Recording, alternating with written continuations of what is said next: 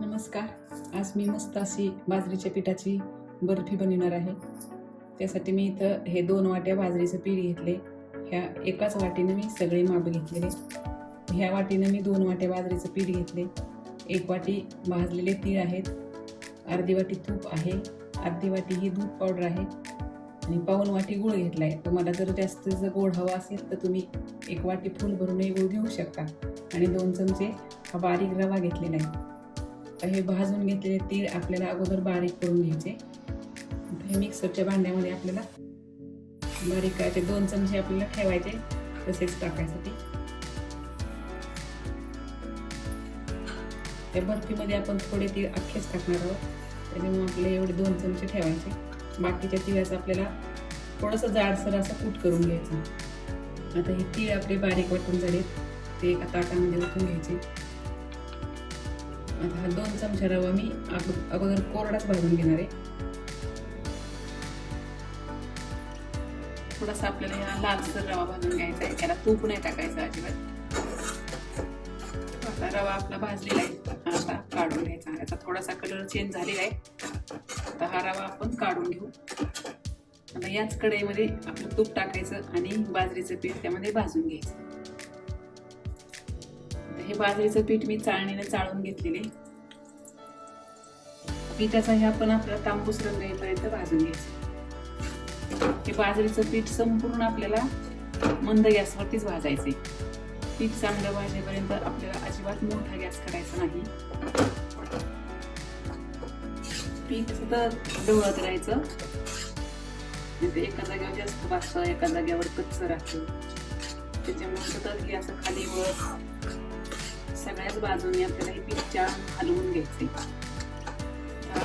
बाजरीच्या पिठाचा कलर पूर्ण बदलून गेलाय, छान तांबूस कलर यायला लागलेला आहे. यावेळेस आपल्याला आता ह्या स्टेपला हा बारीक रवा आपण भाजून घेतलेला टाकायचा आणि 2-3 मिनिटं चांगलं रवा पण त्यामध्ये भाजून घ्यायचा. आता बाजरीचं पीठ आणि रवा हे छान मिक्स झाले आणि मस्त भाजून झाले, छान वास सुटलेला आहे. आता गॅस बंद करायचा आणि हे पीठ आपल्याला एका ताटामध्ये ओतून काढायचं, म्हणजे लवकर थंड होतं. आता हे बाजरीचं पीठ थंड झालेले, यामध्येच आपल्याला तिळाचं कूट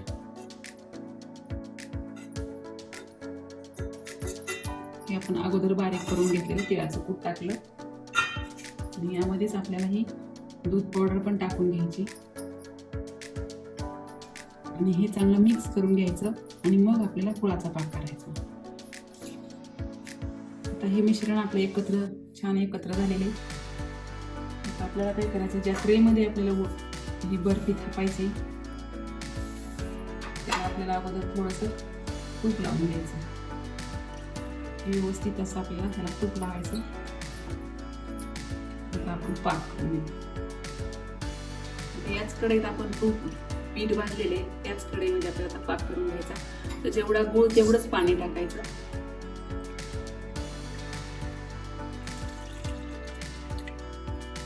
आता याचा आपल्याला गोळीबंद पाक नाही करायचा, फक्त थोडासा गुळ वितळला की थोडीशी उकळी येऊ द्यायची 2-3 मिनिटं आणि लगेच आपल्याला हे बाजरीचं पीठ त्यामध्ये टाकायचं.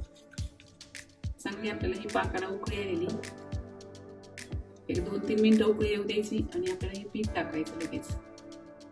2-3 मिनिटं झालेत, मग आपल्याला हे पीठ टाकून घ्यायचं.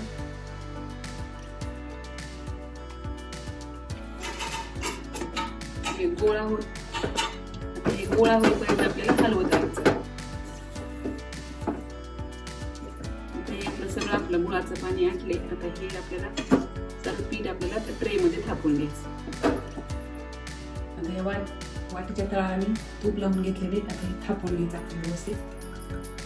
आता आपण अगोदर शिल्लक ठेवलेले हे तीळ यावरती बसवून घ्यायचे आणि थोडे बदामाचे काप कापून घेतले. हे आपल्याला वाटेने चांगले दाबून घ्यायचे. ही बर्फी आपल्याला 2 तास चांगली थंड होऊ द्यायची आणि नंतर आपल्याला त्याच्या वड्या पाडून घ्यायच्या. त्याच्या वड्या पाडू आणि 2-3 तास आपण ही थंड करायला ठेवून देऊ. आता ही मस्त आपल्याला बाहेरच ठेवायची, फ्रीजमध्ये ठेवायची काही गरज नाही. 2 तास राहू द्यायची आणि नंतर आपण त्याच्या वड्या काढून घेऊ. तर ह्या वड्या आपण एका ह्याच्यामध्ये काढून घेऊ. 2 तास झालेत, मस्त अशा ह्या आपल्या वड्या पडलेत. आता आपण एका ताटात काढून घेऊ. एकदम मऊ असे ह्या वड्या आहेत. ह्या हिवाळ्यामध्ये नक्की करून पहा. आवडल्यास लाईक करा, शेअर करा आणि चॅनलला सबस्क्राईब करा.